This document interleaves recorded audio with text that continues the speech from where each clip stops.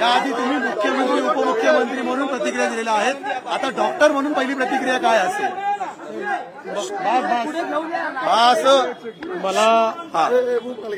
मला अतिशय आनंद आहे की कोयासान विद्यापीठ जे जपानमधलं एक अतिशय महत्वाचं विद्यापीठ आहे, तसा या विद्यापीठाचा 1200 वर्षाचा इतिहास आहे, पण गेल्या 120 वर्ष हे आधुनिक पद्धतीनं त्या ठिकाणी शिक्षण देत आहे.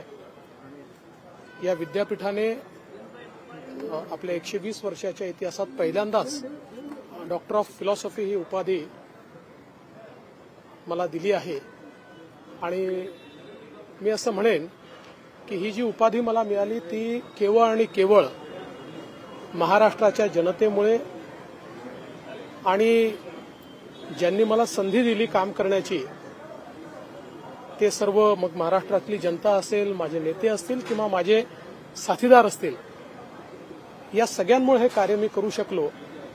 आणि विशेषतः जे त्यांनी मेन्शन केलं आहे की ही जी काही उपाधी दिली आहे, इन्फ्रास्ट्रक्चरच्या क्षेत्रात, जलसंधारणाच्या क्षेत्रात, सामाजिक समतेच्या क्षेत्रात आणि उद्योगाच्या क्षेत्रात जे कार्य केलं आहे त्या कार्याबद्दल त्यांनी ही उपाधी दिलेली आहे. त्यामुळे मला असं वाटतं की केवळ आणि केवळ महाराष्ट्रातल्या जनतेच्या आशीर्वादामुळे ही उपाधी या ठिकाणी मिळाली आहे. मी ही माझी उपाधी जनतेला समर्पित करतो आणि कोयासान विद्यापीठाचे मनापासून आभार मानतो. सर, एक नवा विचार तुम्ही मांडला की 75 वर्ष महाराष्ट्राला पूर्ण होत आहेत 2035 साली, त्या दृष्टीने तुम्ही कामकाज सुरू केलं. नेमका काय विचार आहे महाराष्ट्राचा? मुळातच आपण एक गोष्ट नेहमी लक्षात ठेवली पाहिजे की आव्हानं आपल्यासमोर असतात, त्या आव्हानांचा सामना करावा लागतो. रोज जे कामकाज आहे ते करावं लागतं, पण कुठेतरी आपली दृष्टी ही भविष्याकडे असली पाहिजे. 2000 साली एपीजे अब्दुल कलामांनी जर मिशन 2020 मांडलं नसतं तर कदाचित त्याच्याकडे आपण अग्रसर झालो नसतो. मोदीजींनी 2047 साली विकसित भारत करण्याची संकल्पना मांडली नसती तर कदाचित त्याच्याकडे आपण अग्रसर झालो नसतो. त्यामुळे 2035 साली महाराष्ट्र 75 वर्षाचा होणार आहे आणि त्या 75 वर्षाच्या महाराष्ट्राची काय संकल्पना असली पाहिजे याच्या संदर्भातला विचार, या संदर्भातला अभ्यास हा मी सध्या करतोय आणि निश्चितपणे लवकरच त्या संदर्भात मी आपल्या पुढे देखील आपने महाराष्ट्र की जनता को डेडिकेट किया अपना डॉक्टरेट.